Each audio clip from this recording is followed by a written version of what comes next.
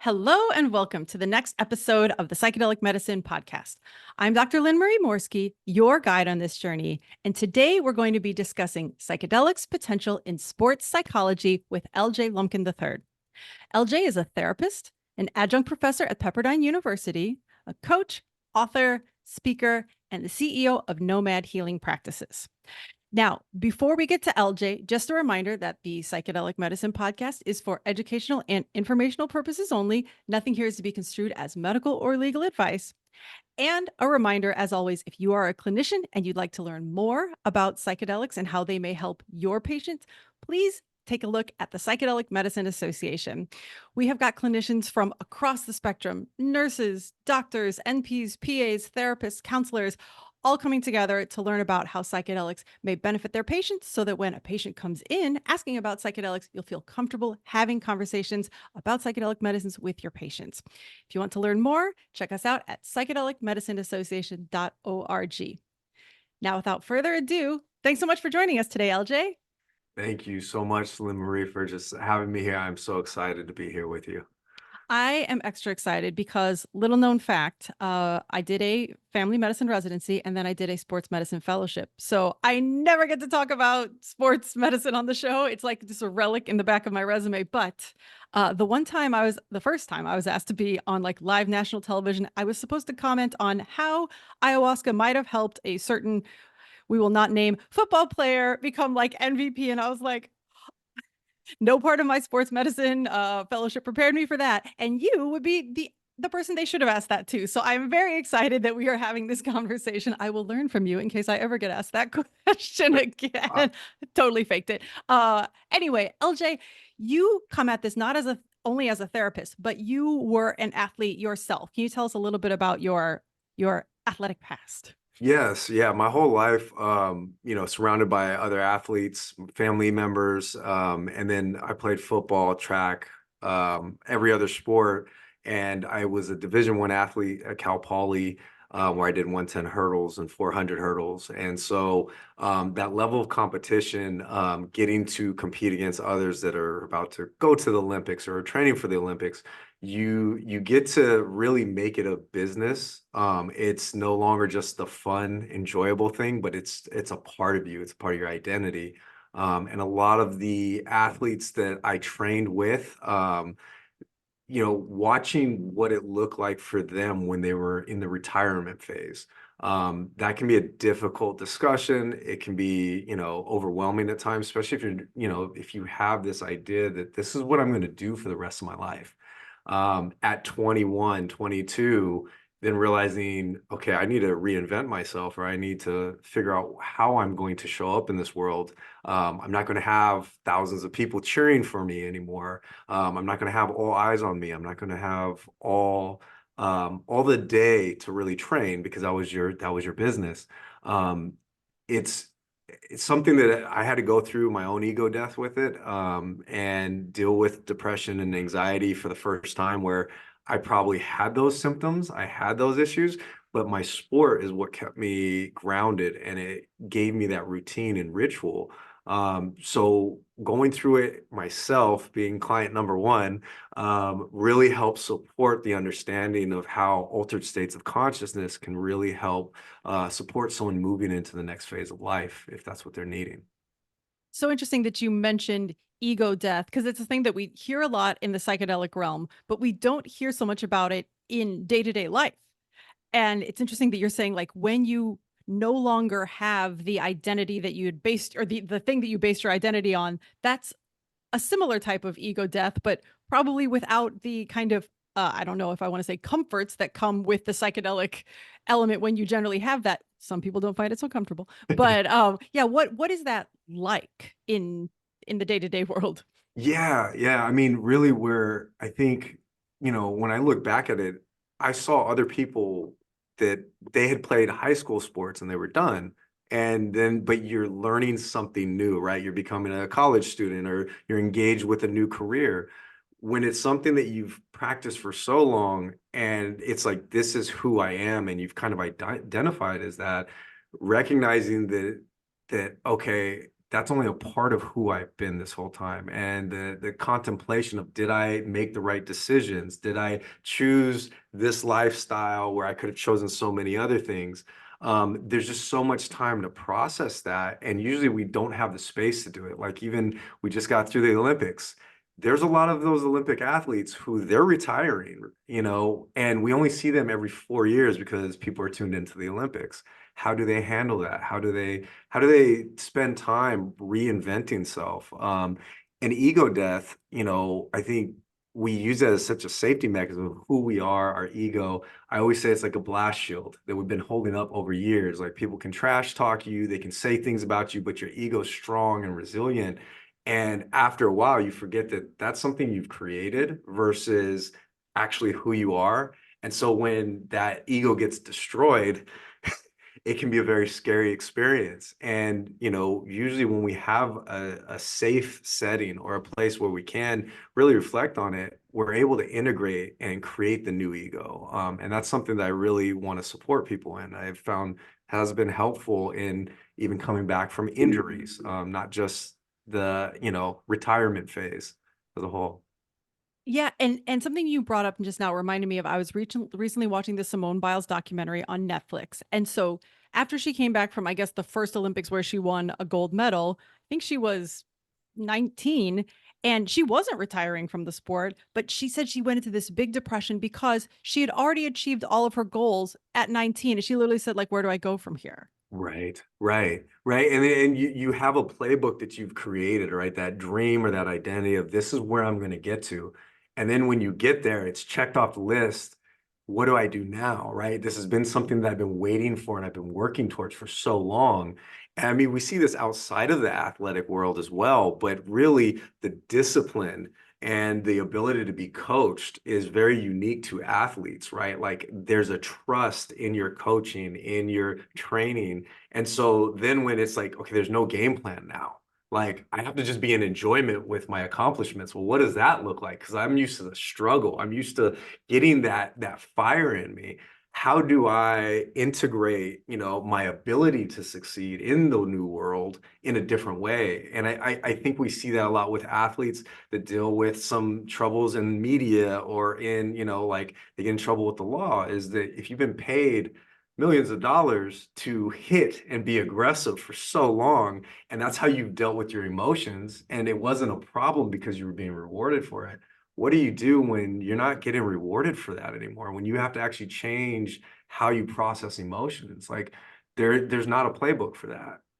Yeah, absolutely. Great point. I think there are a number of different aspects of sports psychology I would love to touch on today. You mentioned retirement. We mentioned hitting your goals and not knowing what's next. And then you also alluded to injury being something else. And then also, I'm curious because back in my fellowship days at the University of Arizona, I recall there was a lot of our sports psychologists dealt a lot with performance issues. If people were having, I mean, speaking of Simone Biles, she had the twisties, right? There are different things that are psychological that can come up that can affect your play. And so let's get into how, you are a CAP practitioner. What kinds of things, we'll start with CAP and then we'll talk about some other substances, but how have you seen ketamine assisted therapy be able to assist in some of these scenarios? Oh yeah, great question. Because ketamine it does interact with the mind and the body in different ways than other psychedelics. And, since it is a dissociate, I think that it's important to notice, like, we dissociate as humans on a regular basis and as a safety mechanism. So to be able to go into a CAP journey and with an intention of, I'm going to disassociate from self a little bit, but to be able to empathize with self, recognize who I am and what I've done. I've seen that in the sense of, like, just breakthroughs starting to happen of, like, okay, even if I don't perform my best at this next event, that doesn't mean I'm not the best. It just means that I had an off day. There's something to work on. And I think that especially when you get to that top tier of athletics where it's like every week, every month, you're competing against the best, you can lose sight of that. And you can start, like, in track, we say, like, don't look in others' lanes, right? It's like you start to look around, like, all right, well, they're right here. But if you can really take that authentic look at self in a ketamine journey where that fight, flight, freeze is kind of lowered, and you can just be in that and recognize and, get a little analytical with it, but then also notice like, oh, okay, this is the pattern or the routine I've been running for so long. What would it look like if I started looking at these competitions as fun again? What would it be like if this was like when I first started playing the game again? And I think that that's a big one, is when the business takes over the actual play, right? Like we already know for so much research that when people are engaged with play, they learn more and they perform better. And so if you're at that level and it doesn't feel like play anymore, that's when we start to see the deterioration. We start to see people, like, I don't know if I can do this anymore. But if you could have that boost or that time to really reflect, you can bring that passion back into it and see I always say the growing edge. It's not that you're good or bad at something, it's that you have growing edges. Maybe you've really worked these edges, you've nurtured them, you've done everything, but this other side of the game, you really haven't focused. Maybe it's the slowing down aspect, maybe it's the recovery aspect that you can really pay attention to. So it just gives a lot of insight into where we can focus our movements towards the future. Interesting. And I think you had said before we started that you had developed a specific CAP protocol for athletes. Is that for athletes who are using it after a retirement or for performance, or what is the protocol Yeah, designed to address? Yeah, it's actually for both. I think for people that are, again, they're in the middle of their sports, they're still in that, like, what do I do when I'm not feeling good? I'm gonna go work out. I think that's across the board. We know, like, when it comes to injuries, it's like that's the hardest thing, is getting someone to slow down so that they can actively recover. Being able to go through the protocol I set up, it is geared in mindfulness practices where I'm setting them up to use different breathing techniques, different contemplative practices. I give them a set of preparation questions so they can really get the insight of what they're going into the journey for. What are they hoping to pull out of it? What are they afraid of that could come up? Because I think the fear piece is usually what we avoid, right? That's why we hit the gym at 5 in the morning. And so then we go through, like, the first set is just being able to experience the medicine. But then in the second medicine session, where we've already done some integration processing, we will do an active, like, physical exercise. And the way that I've designed it is we're using kettlebells for this because it limits the amount of touch that a clinician would have to do with the client. But then also it's full body movement, because there is a huge somatic component to this. And if your body has been conditioned to taking on trauma, taking on hits, just moving through it, a lot of times we don't recognize pain anymore. It's not a bad thing to us. It's just a thing. And so having that space where they are still and being in the medicine can really allow them to recognize, like, wow, my shoulder or, my neck has been in this pinched nerve setting for so long. I didn't even notice that. Maybe that's why I'm yelling at my kids, or maybe that's why I'm so irritated and I can't pay attention as much. And so it helps in fine tuning some of the aspects of, like, all right, how do I physically feel, like, truly? But then also noticing, like, wow, like, if I am retiring right now, I can't just stop exercising. I can't just stop moving. I have to find a new way to do this. And that's kind of where I've set it for now.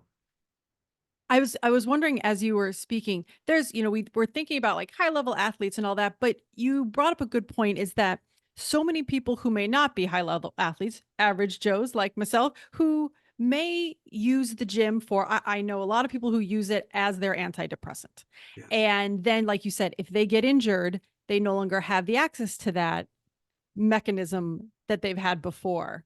Right, right. And I'll say this is that, like, for me personally, yoga was that avenue for me. I would have never done yoga. I would have laughed at someone trying to tell me to do it. I had a friend's mom support me and say, like, hey, you should try this out. It will help with hurdling. So I got introduced to it, but it was actually my college coach who would have a bunch of us doing yoga postures. He never said it was yoga. He said, we're doing this for your sport. So all of a sudden we're in it. We loved it. And it wasn't until years later I went into a yoga class. I was like, I know how to do this. and that relationship with not having to be the best at the movement I'm doing, but being able to really recognize, how do I feel in this posture, breathing into the discomfort versus running away from it. And so I do think that, like, for most people that are like, I don't want to say gym rats, but yeah, gym rats, where it's like, that's our safe place, right? That's our place where we know emotionally we're going to release a lot of things, that this can support them as well. It doesn't need to be a hardcore workout. And that's what I really tried to do with this protocol, is make it a slow movement, slow reflection. If there's too much going on, recognizing it, being able to humbly say, this is my limit right now. Because that's another one for athletes, is like, there are no limits, right? Like, you keep pushing past that limit to get better. And so that can work for a long time, but that can also become maladaptive. And so really being able to reflect within that medicine session of like, wow, this was the thing that helped me get to the mountain. Now I'm at the peak, and maybe I need to take this backpack off. Maybe I need to change the way I'm going about to get to the final destination. That's really what I'm trying to help support, is breaking out of the box thinking of how to do things.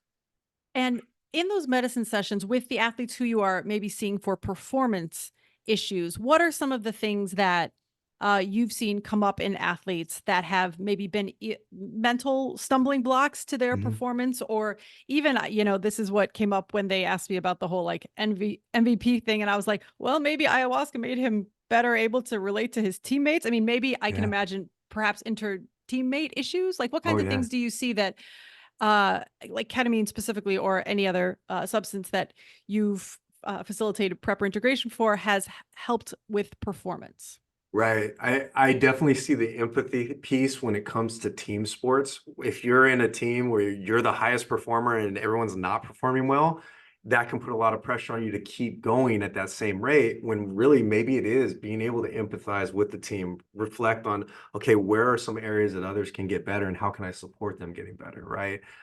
It may change the way they interact with the dynamics that they're dealing with. When it comes to individual sports, sometimes it's just being able to like ground yourself and know, like, hey, sometimes it's not the season to be the best. And I know that's a very difficult thing, especially when you have sponsors, when you have people eyeballing you and they're going to talk about you in Sports Center, right? But recognizing, hey, this is my season to be able to recover, or this is my season where I'm going to work on some of those areas that I never had the time to. Right now, maybe I have the team support to do this. Um, it's really interesting depending on the sport too, because you see the time they've spent in one way of thinking about it. Whether it's the pushing through, like if you look at someone that's golfing, like, it is such a mental game, and most sports are mental. But it's just like, if you're like, I do this so often and I should be doing this and I need to be doing this, right? All of a sudden it's like, okay, that sense of urgency, can we let go of that? Because you've already made it. You've already gotten to this place. What will it look like if you just get to go out there and just be at ease? What would that feel like? And if it's been 10 to 20 years, they haven't felt ease in their body. That's a foreign experience, right? But we all recognize the state of flow. And it usually doesn't come from a state of force. It comes from a sense of ease, right? Yeah, absolutely. Have you dealt with, since you brought up golf, have you addressed anything like the yips or twisties or anything with patients? I have, in some sense, like, we'll do that in integration, and it's usually funny because I don't have to do as much as far as like tell them what they're doing. It's more about like they're able to reflect on the experience, and like they're having a conversation with self, or being able to notice that, like, yeah, like, I think I'm not doing enough, so I'm over twisting, or I'm doing more movement because I think I lost a step. When really it's like, if I just do what I do and relax into it, I can do it. And they're actually having this conversation with self, which I think that's the most valuable aspect of all psychedelics in general, is how do you integrate this, and where are you getting this wisdom from? It's not about what I think about the situation. It's really about what they are feeling, what they sense, what they experience, and being able to be a container for that, like holding the space, and really just reflecting on the ideas that are coming up.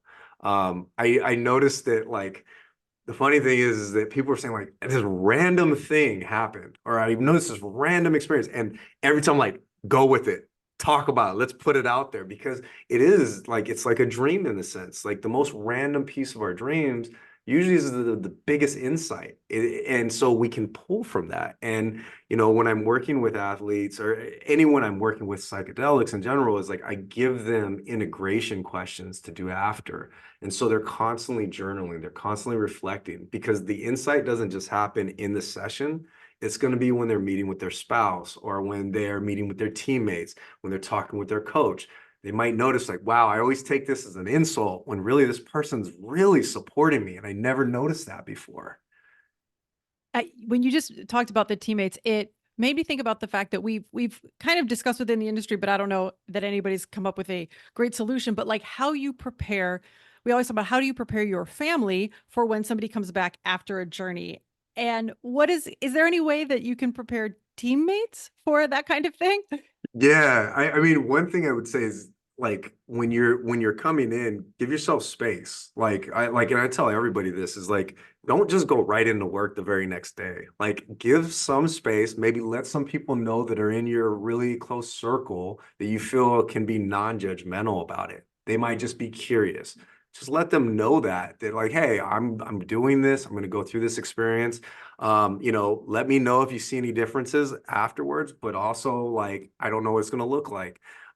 Just making sure that they have the support, especially with athletes, it's like they might feel fatigued and tired. And it's like, again, the somatic reprocessing that happens when you're dealing with trauma, when you're dealing with anxiety, it's like, it's so much in our body. And then all of a sudden you've just processed, you dealt with it or you talk about it. And it's like, huh, like it's a workout. And so just normalizing that with them, but then also the people they might have to go and perform with, letting them know those things. I think the more we talk about this, it creates branches of opportunity. Because it's 6 degrees of separation between people that are suffering and not knowing where to go or what to do with this. And I think that's what's great about athletes. They're the trendsetters. We see them talking about mental health. Now people are going for mental health. They're normalizing it, right? Same thing with psychedelics. We've seen this amazing QB that I will not mention his name, but I'm a huge fan, even though I'm a 49er fan. But like just talking about it and normalizing it, all of a sudden you're allowed to get help, you're allowed to heal, you're allowed to go to practices that have been practiced throughout human civilization, right? Like we're bringing this back, and I think that athletes are the ones that are going to really, be the ship of normalization with this. That's a very good point. So often in our society, we're looking to celebrities and athletes for, okay, is that, if she's okay to quit the Olympics for the twisties, maybe it's okay that I take a mental health day now and then, which is for better or worse. I'm very glad that high profile people do put their mental health out there when they feel comfortable doing so. I had this thought as you were talking as well, like we know the critical learning period opens up after psychedelics. With ketamine, it's about 48 hours. With other, it's longer. Do you ever recommend that during that critical period, they go out and try to have some fun with their sport? Yes, yeah, I do. As long as they can do it where it's not high intensity where they could injure themselves, but being able to just like if it's football, just go around, throw the ball around. If it's, like just run on the field, like go lay on the grass that you would normally be on, right? Just go out and do your stretching routine, do your warm-up routine is what I love with track athletes because it's like there's so much ritual involved. And with most sports, there's some ritual, but being able to just get into the groove. Maybe it's for, baseball, you're going and you're swinging the bat a little bit and noticing what it feels like in your body. But again, not taking it serious, just being able to be in the state of play. The second part is like starting to implement new things that you've been wanting to do. Like a lot of my clients, I've been working on it with meditation and journaling practice, and they're like, yeah, I did a little bit. And that's normal for most people. But that's a great time in those, the 48 hours of like, okay, I'm going to really start writing out what's going on in my mind, what's coming up for me, because now I can look at it in a different lens. And 3 weeks later, 4 weeks later, it's going to look different again, but at least you're going to have the insight from your authentic self of what you want to do or how you want it to look. Staying away from, like binge watching TV or watching too much emotional stuff, because again, we get addicted to emotions, right? And if you're all about winning all the time and you're not winning, you're on a team where the season is really low, that's going to affect your mental health a bit. And being able to recognize that can help support someone like, okay, if this season is a bust and I still have 6 more games, what am I going out there to do? And that can really, that can create a lot of progress going into the next season. And just emotional development around how to deal with tough situations. Yeah. And I know you said that you have been doing preparation integration for athletes who've done other medicines. Can you talk about how some other medicines differ from ketamine in their ability to address some of these athlete specific issues? Yeah, like psilocybin is one that I enjoy working with athletes and anyone that's been working with that plant. And it's kind of the up and down and up again, and like the almost unpredictable nature within that 6 hour frame. Really, the active time is 2 hours, but still you can, for each person, they metabolize differently. Whereas like ketamine, it has a very pronounced like up, and then you kind of baseline and you feel kind of like, okay, I can come back to center.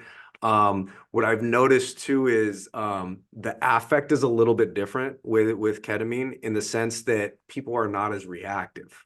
Whereas psilocybin, there might be this like, oh, I'm empathizing so much, I'm feeling so much, and there's a rawness that can be there. And so again, this is each person comes out of it a little bit differently, but I do like, and I had to move. I tell everybody this. I had to move through my own biases around ketamine, because I was plant-based all the way. That was my mindset. And then I had to go through my own journey, my own experience with it, so I could understand the medicine. And that was a big piece of my initial intentions with it, was learning that, okay, this does have a purpose and it can be a tool to help support people in their journeys. Because again, if you have a game on Saturday and Sunday and you went through a journey with psilocybin in the middle of the week, that might be a different experience than if you did ketamine.